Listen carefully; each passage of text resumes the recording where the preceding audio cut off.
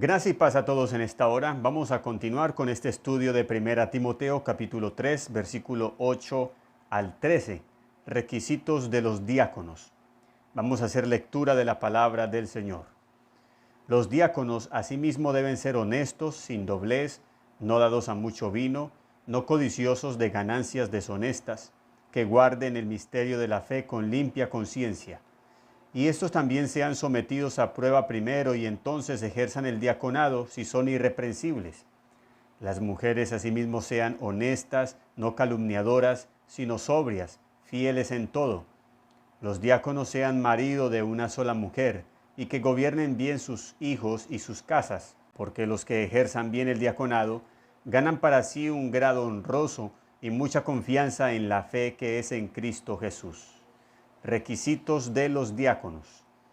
Antes de mirar los requisitos como tales, los que hemos leído, vamos a detenernos primero en esta palabra diáconos.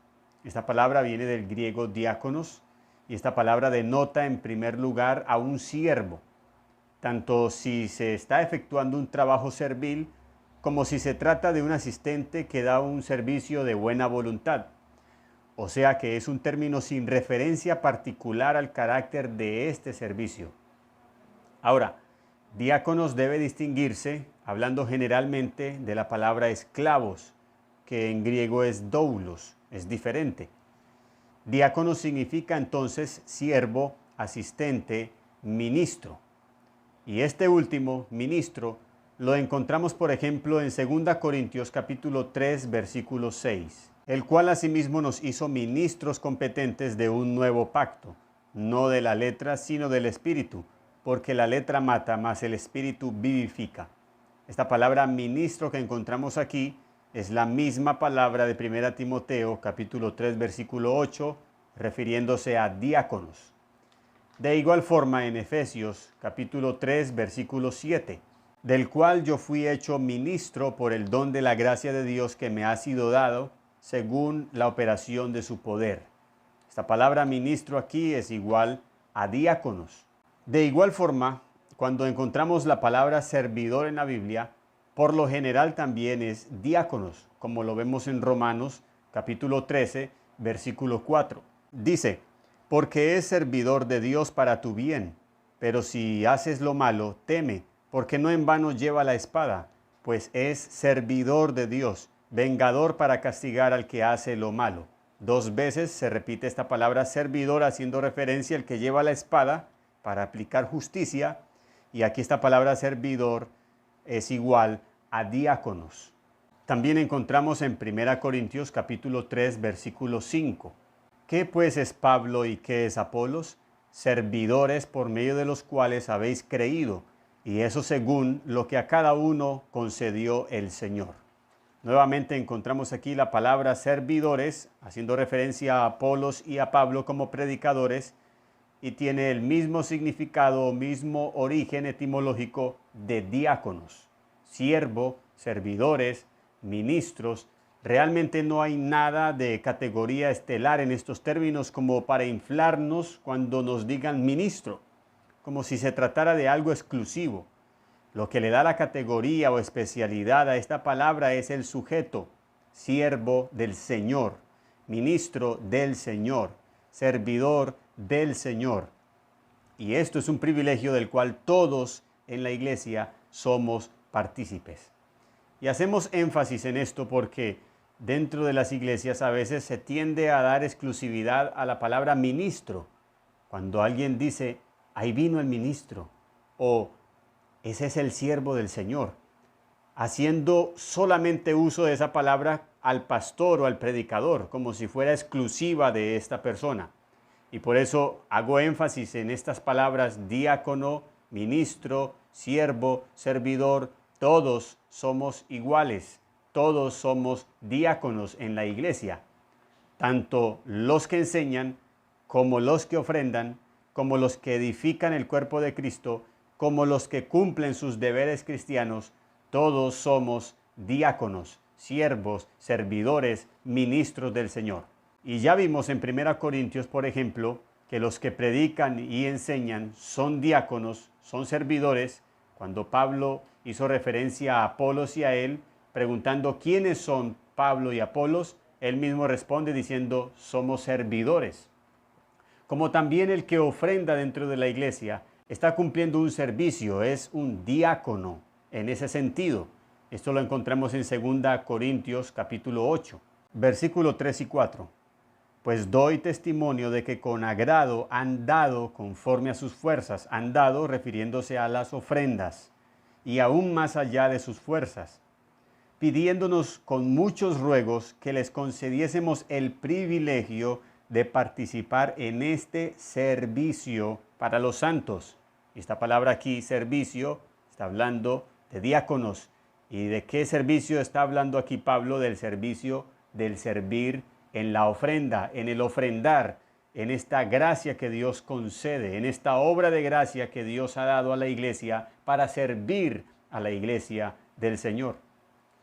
También los que edifican el cuerpo de Cristo son siervos, son diáconos, son ministros. Esto lo encontramos en Efesios capítulo 4, versículo 11 y 12. Y él mismo constituyó a unos apóstoles, a otros profetas, a otros evangelistas, a otros pastores y maestros, a fin de perfeccionar a los santos para la obra del ministerio, para la edificación del cuerpo de Cristo, para la obra del servicio, para la obra de los servidores.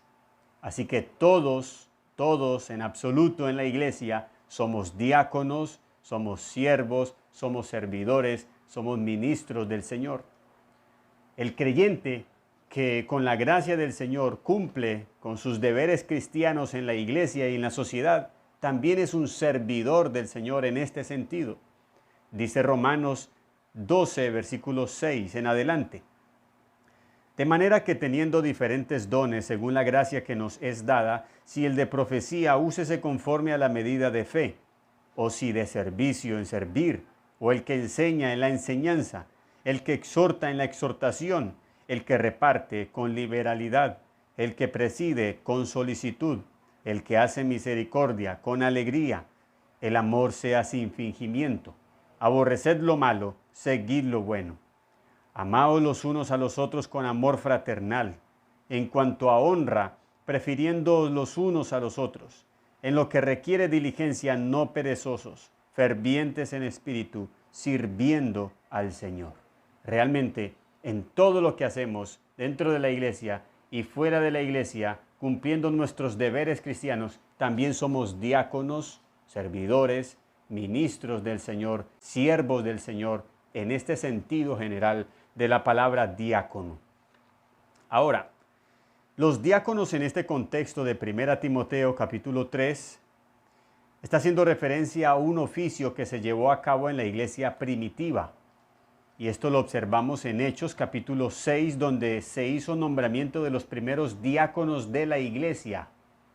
Y dice la palabra, en aquellos días, como creciera el número de los discípulos, hubo murmuración de los griegos contra los hebreos, de que las viudas de aquellos eran desatendidas en la distribución diaria. Entonces los 12 convocaron a la multitud de los discípulos y dijeron, no es justo que nosotros dejemos la palabra de Dios para servir a las mesas.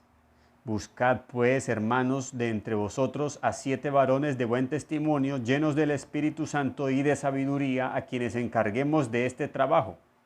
Y nosotros persistiremos en la oración y en el ministerio de la palabra.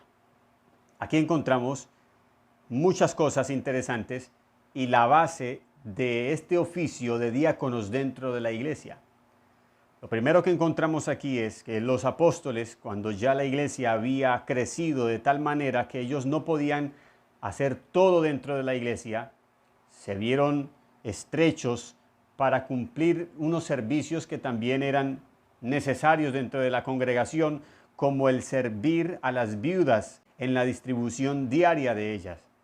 Hubo murmuración entre los griegos contra los hebreos sobre esta desatención, así que los 12 apóstoles convocaron a la multitud de los discípulos y dijeron, no es justo que nosotros dejemos la palabra para servir a las mesas. Buscad pues, hermanos, entre vosotros. Y aquí encontramos que los que nombran los diáconos dentro de la congregación es la misma congregación. Es la iglesia la que debe buscar los diáconos dentro de la misma iglesia.